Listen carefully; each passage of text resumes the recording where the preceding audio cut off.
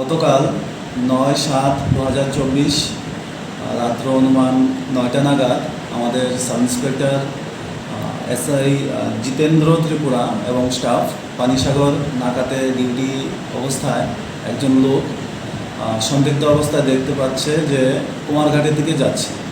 ওকে ডাক দিয়ে ওর নাম ঠিকানা জিজ্ঞেস করা হলো।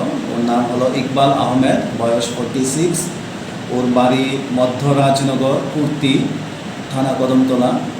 তো জিজ্ঞাসাবাদে ও স্বীকার করে নিল যে ওর সাথে কিছু ড্রাগস আছে।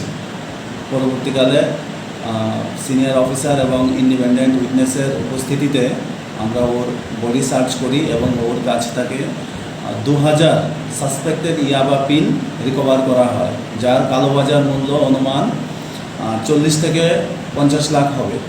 পরবর্তীকালে এগুলোকে আমরা সিজ করি এবং ওই লোকটাকে ডিটেইন করে থানায় আনা হয়। NDPS কেসে ওকে বুক করা হয় পানিসাগর থানা, যার কেস নাম্বার 42/2024, সেকশন অ্যাট্রাক্ট করেছে 22C এবং 29 NDPS অ্যাক্ট। ওর আয়ু হচ্ছে সাব ইন্সপেক্টর রাজীব অধিকারী।